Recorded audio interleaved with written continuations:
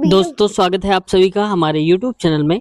आज हम लेकर के आए हैं आपके लिए पार्ट नंबर 181 और इससे पहले कई सारे पार्ट्स करवा चुके हैं 180 पार्ट्स। अगर आपने नहीं देखे तो पिछले पार्ट्स आपको सारे प्लेलिस्ट में मिल जाएंगे। वहां पर लिखा होगा एनटीपीसी पिछला पेपर के नाम से प्लेलिस्ट होगी, वहां से आप सारे पार्ट्स देख सकते हो। क्रम वाइज हमने लगा दिया है।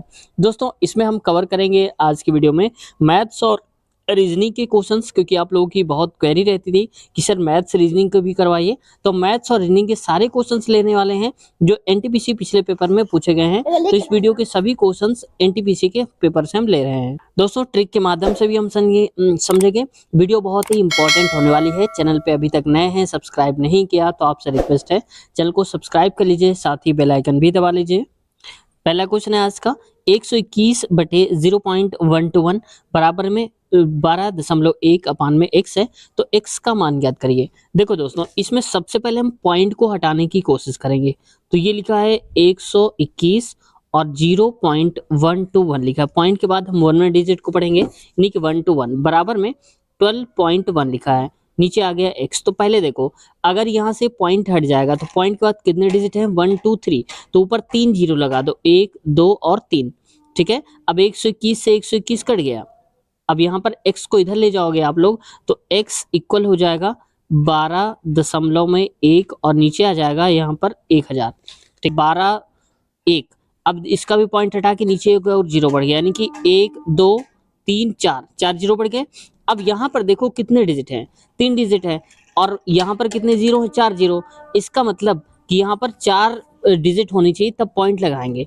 लिखेंगे x इक्वल टू 121, यहाँ पर आप जीरो लगा दो तो पॉइंट हो जाएगा। तो नीचे से ही 4 जीरो हट जाएंगे, 4 के बाद पॉइंट है 1 2 3 और 4, तो 0.121 आएगा आंसर जो भी होगा। तो कहाँ है, जीरो, पहला वाला सही उत्तर हो जाएगा। अगला है 6 घंटे अनुपात 3 दिन के अनुपात को सरलतम रूप में व्यक्त करिए। यानी कि देखो ये 6 घंटा है, इसको भी हम 3 दिन को घंटे में बदल लें। तो देखो 6 तो ये हो गया, यहाँ पर पॉइंट अनुपात लगा दो।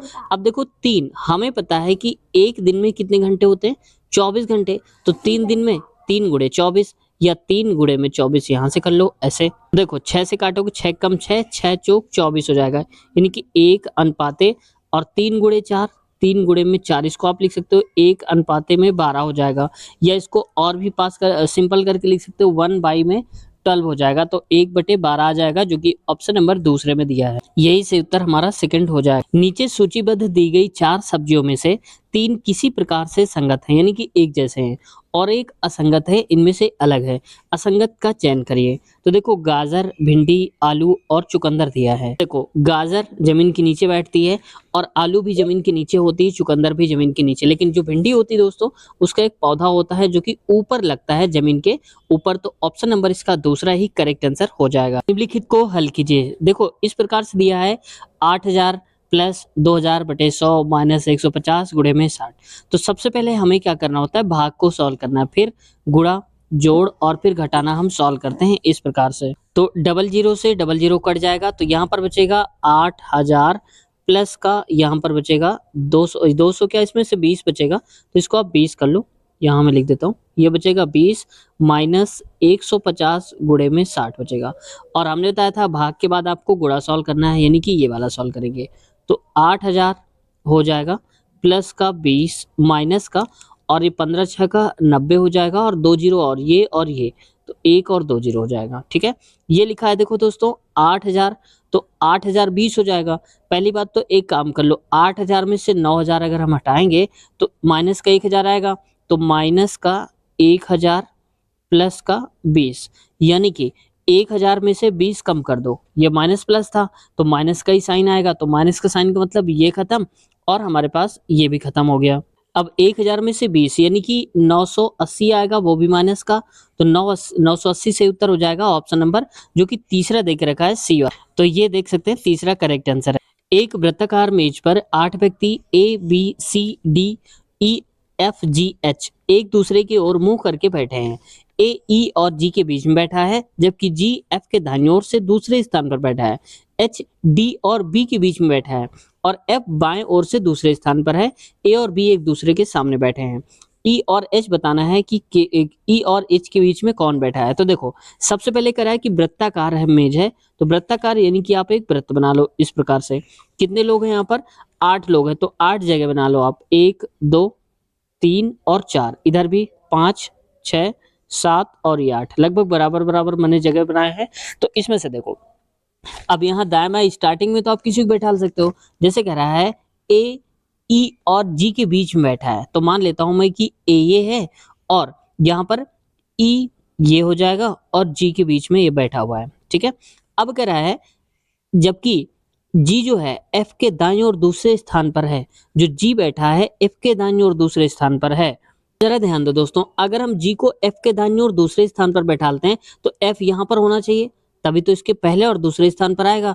इसका मतलब हो गया कि यहाँ पर जी लिखेंगे और यहाँ पर हम एच लिखेंगे। जी एफ के दाईं ओर दूसरे स्थान पर है, तो अगर मैं कहता हूँ कि एफ ये है, इसका दायां इधर होगा क्योंकि मुंह तो इसका अंदर की तरफ रहेगा, तो दायां ये हो जाएगा। दायां का मतलब है ये पहला और दूसरा, दूसरे पे जी बैठा है, तो जी एफ के दाईं ओर दूसरे स्थान पर बैठे, ठीक है भाई।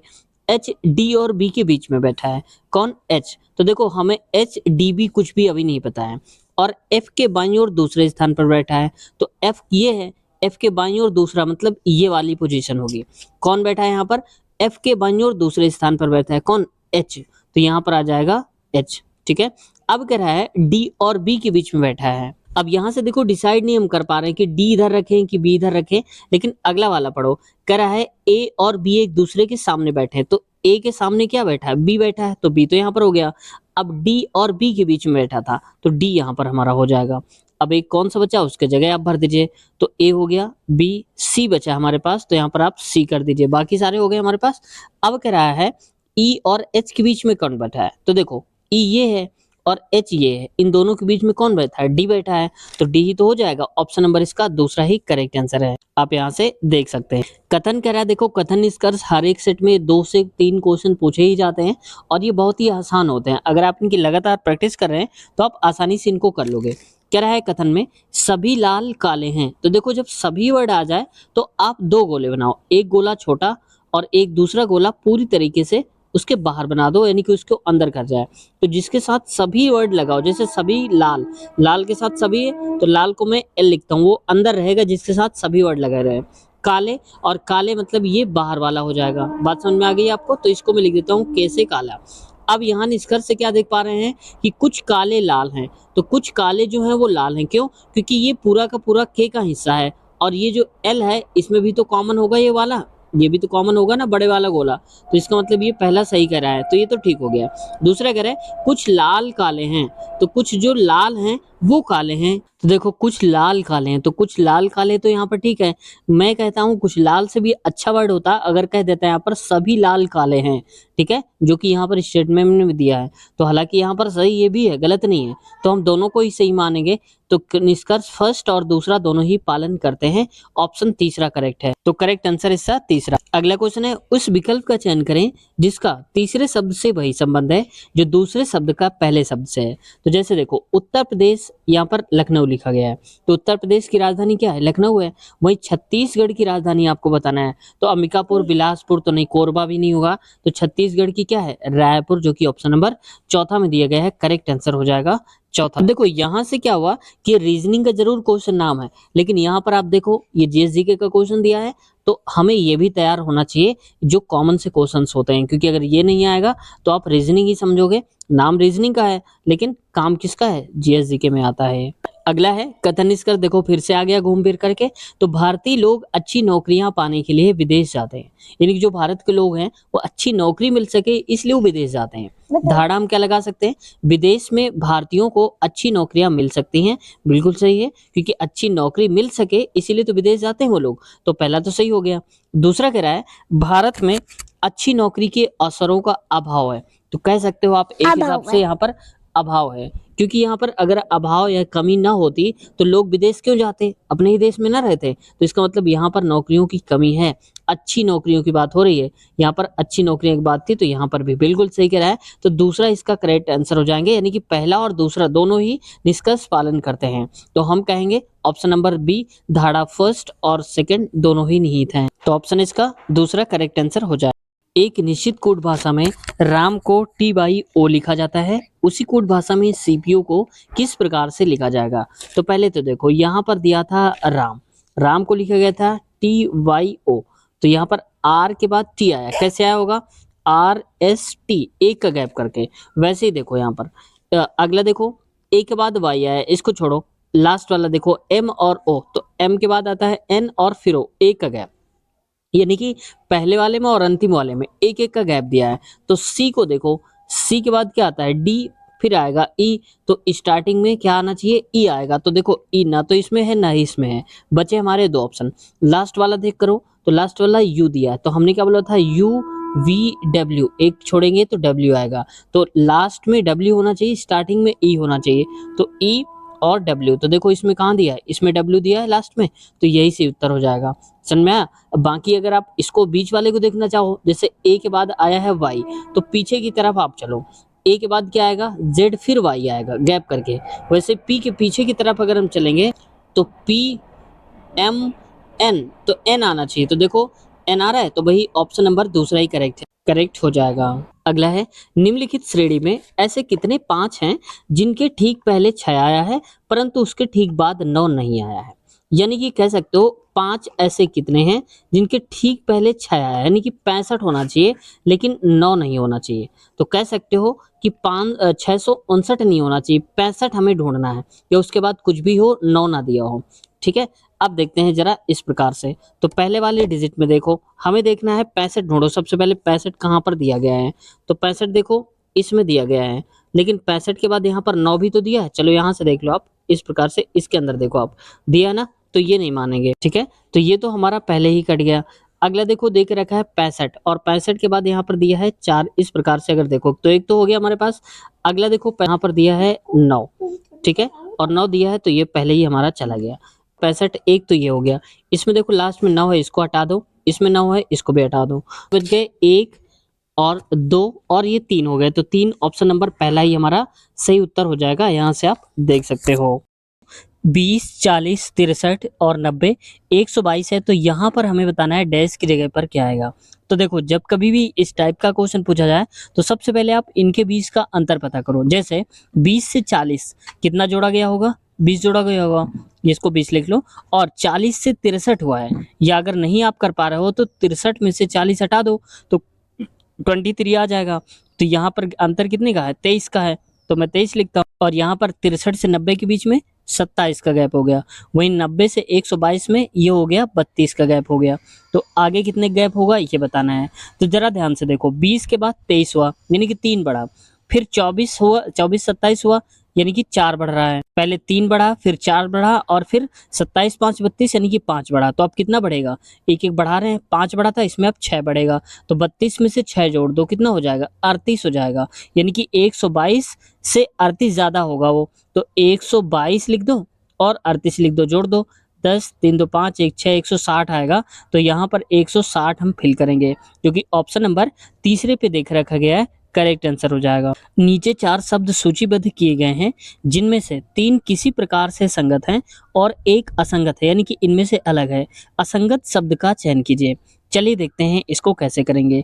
तो सबसे पहले देखो, जैसे देखो मैट, मैट यानी कि चटाई एक वस्तु है, वहीं पर देखो कैट ये वस्तु नहीं एक जीव है, ठीक है, जीव ही तो होती है बिल्ली। और हैट, हैट क्या है यहाँ पर, ये भी एक जिसको हम यूज कर सकते हैं। बैट, बैट को हम खेलने के लिए इस्तेमाल करते हैं। तो ये चीज़ें जो हैं, जैसे हैट लगाने के लिए, बैट खेलने के लिए और मैट बैठने के लिए, लेकिन कैट जो है वो अलग ही जीव है। तो ऑप्शन नंबर इसका दूसरा ही करेक्ट आंसर हमारा हो जाएगा कैट। या आप ऐसे भी समझ सकते हैं कि ये और ये तीनों की तीनों नॉन लिविंग है, यानी कि निर्जीव हैं, जबकि ये वाला जो कैट है ये सजीव वस्तु में आता है, सजीव जीवों में है। देखो क्वेश्चन है इस पे, cos x minus Y equal to √3/2 और sin x plus Y equal 1 है, जहाँ x और y धनात्मक शून्य कोण हैं, धनात्मक यानी कि पॉजिटिव हैं, और x is greater than two y, तो x और y बताना है, यानी कि x जो एंगल आएगा हमारा वो बड़ा होगा y की कंपैरिजन में। ठीक है, अब जरा ध्यान से देखो आप यहाँ पर कि यहाँ पर लिखा है √3/2, तो cos जो वैल्यू होती है वो किसकी होती है थीटा में, √3/2, तो आप कहोगे cos 30 की वैल्यू होती है √3/2। ठीक है, यानी कि अगर हम x और y की वैल्यू रखना चाहें x माइनस वाई तो हमें 30 रखना पड़ेगा। तो दोनों के बीच का अंतर यानी कि x और y दोनों के बीच का अंतर 30 होना चाहिए। तो यहाँ पर देखो 50-40 कितने का अंतर है, तो यहाँ पर तो अंतर हो जाएगा 10 ही का, 70-20 50 का अंतर, 60-30 30 का अंतर और 80-10 70 का अंतर। तो डायरेक्ट आप यहीं से लगा सकते हो, x की वैल्यू हम 60 मानेंगे और y की वैल्यू 30 मानेंगे। जैसे देखो मैं करके दिखा देता हूँ, x की जगह पे अगर आप 60 रखोगे, y की जगह पे 30, तो 60 में से 30 गया तो 30 आएगा। तो यहाँ पर cos था और cos 30 की वैल्यू क्या होती है, वही तो होती है √3/2। तो बस सही उत्तर क्या हो जाएगा, ऑप्शन नंबर इसका तीसरा वाला करेक्ट हो जाएगा। तो उम्मीद है आपको समझ में आ गया होगा, और अगर अभी भी कंफ्यूजन है तो डायरेक्ट आप एक काम कर लो, मान लो कि ये 60 और 30 दिया था, तो cos 60 माइनस 30 करोगे तो क्या आ जाएगा, cos 30 आएगा। और cos 30 की वैल्यू देखो इसकी इक्वल हो रही है x प्लस वाई, तो साइन किसकी वैल्यू होती है यहाँ पर कि 1, तो आप कहोगे साइन 90 की वैल्यू जो होती है वो भी 1 होती है। तो 60 प्लस 30 90 करोगे तो भी 1 आ रहा है, तो यहाँ से भी देख सकते हो। अगला है चाय के मूल्य में 20% की कमी की गई, इसे पुनः वास्तविक मूल्य पर लाने के लिए इसके मूल्य में कितनी वृद्धि की जानी चाहिए।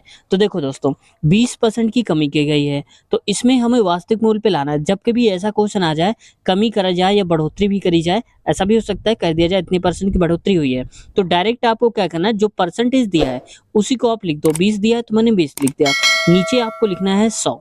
लेकिन अगर यहाँ पर कमी हो जितने % की, तो 100 में से उसी % को आप हटा दोगे। जैसे 20% की कमी हुई है तो 100 में से 20 कम किया हमने। अगर 20% की वृद्धि होती तो हम 100 प्लस करते, यानी कि कमी में माइनस और वृद्धि में प्लस करना है, इंटू में 100 कर दो क्योंकि हम % निकालना है। चलिए सॉल्व करते हैं। 20 100 में 20 किया तो आएगा 80 गुणे में 100 हो जाएगा। 20 एकम 20, 20 चौको 80, 1/4 कह सकते हो, या इसको लिखोगे 100/4, काटोगे आप इसको तो आ जाएगा 25%। तो 25% की दोस्तों अब वृद्धि करनी होगी ताकि हम पुनः उसी को प्राप्त कर सके। ऑप्शन चौथा यही करेक्ट आंसर हमारा हो जाएगा। 1/3, 3/4, 4/5 और 5/6 का मासा पा यानी कि HCF निकालना है हमको। ठीक है, तो HCF निकालने के लिए सबसे पहले देखो जो ऊपर लिखे, चलो मैं डिजिट लिख देता हूँ जो जो भिन्न दिए हैं। 3/4 हो गया और 4/5 और 5/6 ये दिया है। HCF निकालना है, तो जब कभी HCF पूछे तो ऊपर वाले यानी कि अंश को हम HCF निकालेंगे और नीचे वालों को हम LCM यानी कि लासा निकालेंगे हमेशा। और HCF का मतलब होता है दोस्तों बड़ा से बड़ा नंबर जो सब में मिल रहा हो, जैसे 1, 3, 4 और 5, तो ऐसा कोई नंबर नहीं जो मिल रहा हो सिर्फ 1 के अलावा, तो 1 हमारा हो जाएगा इसका HCF।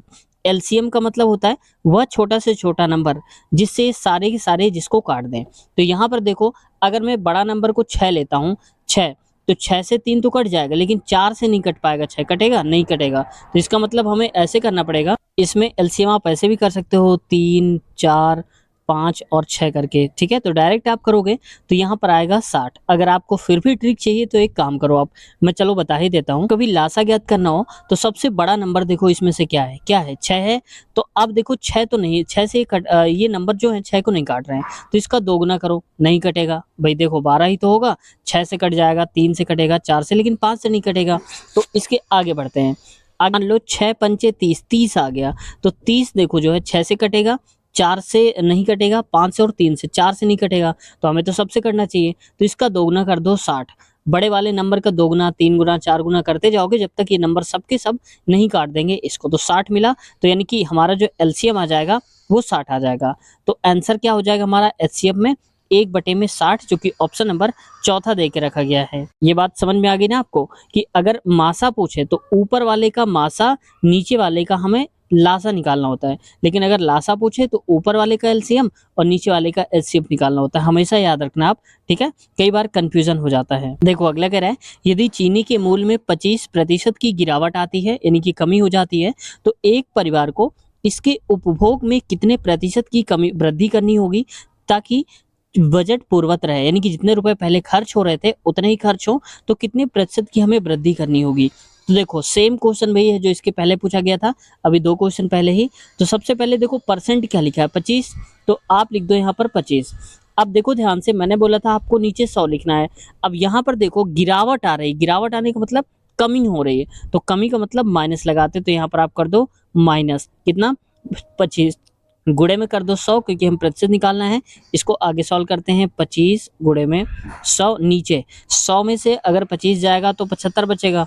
तो देखो 25 से कम 25, 25 3 75, तो ये हो जाएगा टोटल दोस्तों 100 बटे में 3। ठीक है, तो इसको काटेंगे 3 3 का 9, फिर जाएगा 3 3 का 9 और 1 बटे 3 प्रतिशत हो जाएगा सही उत्तर। 33 सही 1 बटे 3 प्रतिशत हो जाएगा, जो कि ऑप्शन नंबर चौथे में देके रखा गया है। ठीक है, चौथा। अच्छा आप लोग दोस्तों बताओ कि अगर 25% की जगह में 25% की वृद्धि होती, गिरावट यहाँ दिया है, गिरावट की जगह में वृद्धि होती तो आपका आंसर कितना था? चलिए देखते हैं कितने लोग इसको ट्राई करते हैं। आप लोग बताना सही उत्तर क्या है आपका। बस आपको कुछ चेंज नहीं करना, गिरावट की जगह में यहाँ पर वृद्धि करना है बस, और यहाँ वृद्धि तो यहाँ पर वृद्धि की जगह में कमी हो जाएगा, बस इतना होगा। अगला है, यदि sine theta minus cos theta equal 0 और थीटा जो वैल्यू है इज ग्रेटर देन, थीटा की वैल्यू 0 से बड़ी है या फिर 0 हो सकती है, लेकिन 90 से छोटी या फिर 90 हो सकती है, तो sine theta plus cos theta का मान ज्ञात करिए। जरा ध्यान से देखो यहाँ पर कि साइन थीटा दिया है, उसमें से माइनस अगर हम कर देते हैं कॉस थीटा, ये कॉस थीटा कर लो, तो आंसर 0 आता है। इसका मतलब क्या हुआ कि साइन थीटा की वैल्यू वही सेम होनी चाहिए और कॉस थीटा की वैल्यू सेम होनी चाहिए, तभी तो यहाँ पर सेम में सेम हटाएं। जैसे मान लो 2 - 2 करोगे तभी तो 0 आएगा, या 5 - 5 करोगे तभी तो 0 आएगा। इसका मतलब साइन थीटा की वैल्यू सेम हो और कॉस थीटा की वैल्यू सेम हो। तो आप जरा ध्यान से देखो, अगर आप टेबल देखोगे तो टेबल में साइन थीटा और कॉस थीटा की वैल्यू कब बराबर होती हैं? तो जब आप कहोगे थीटा की वैल्यू 45 डिग्री दिया हो, यानी कि हम कहेंगे साइन 45 माइनस का कॉस 45 डिग्री, तभी तो 0 आएगा, क्योंकि साइन 45 की वैल्यू होती है 1/√2 और माइनस कर दो, और कॉस थीटा की वैल्यू भी क्या होती है 1/√2 होती है। ठीक है, तो 1/√2 से 1/√2 कट गया, तभी तो 0 आया। यहाँ से एक बात तो पता चल गई कि थीटा की वैल्यू हमें क्या रखना है, 45 ही रखना है। ये देखो थीटा है और यहाँ पर वैल्यू रखते हैं, तो देखो साइन 45 की वैल्यू मैंने बताया था आपको कि थीटा बराबर 45 रखोगे। चलो मैं लिख देता हूँ वरना आप कंफ्यूज ना हो जाओ। साइन 45 प्लस का कॉस 45। अब साइन 45 की वैल्यू क्या है 1/√2 प्लस, और कॉस 45 की वैल्यू 1/√2, तो 1/√2 1/√2 कितनी बार है, 2 बार है, तो 2 इंटू में 1/√2। ये बात समझ में आ गई। अब कोई भी नंबर होता है उसको अंडर रूट में 2 बार लिख सकते हो गुणा करके। जैसे देखो 2 है तो 2 को अगर अंडर रूट में लिखना चाहें तो under root 2 into under root 2 लिख सकते हैं इस 2 को। नीचे आ जाएगा अंडर रूट 2 क्योंकि ये पहले से लिखा था, तो √2 से √2 कट जाएगा, तो ये आंसर में आ जाएगा √2, क्योंकि √2 इंटू 1 करोगे तो √2 ही आएगा। तो सही उत्तर हमारा क्या हो जाएगा, ऑप्शन नंबर दूसरा ही करेक्ट आंसर हो जाएगा। यहाँ से आप देख सकते हो LB MC और क्वेश्चन मार्क है OG, PK। तो यहाँ पर क्या आएगा, क्वेश्चन मार्क की जगह पे ये बताना है। तो जरा ध्यान से देखो, पहला और पहला लेटर देखो, L के बाद M आया है, M के बाद आना चाहिए N, N के बाद O, O के बाद P, यानी कि सारे लेटर लगातार लिखे गए हैं पहले पहले वाले, जैसे L M N O और P लिखे हैं सारे। क्वेश्चन मार्क की जगह पे क्या आना चाहिए, ओ यहाँ पर एन आएगा, तो स्टार्टिंग में एन आएगा, आगे कोई लेटर आएगा, तो सब में देखो एन दे के रखा है, इतना दिमाग से उन्होंने करा है। अब हमें सेकंड वाले लेटर को देखना होगा, इनका क्रम देखना होगा। तो देखो बी के बाद सी आया है, तो बी और सी में कलर चेंज कर देता हूं। आपको आसान बनाने के लिए मैंने ABCD भी लिख दिया है। तो बी के बाद सी, देखो बी और सी आ गया है। सी के बाद यहाँ पर क्या होना चाहिए, इसको छोड़ते हैं क्योंकि नहीं पता है।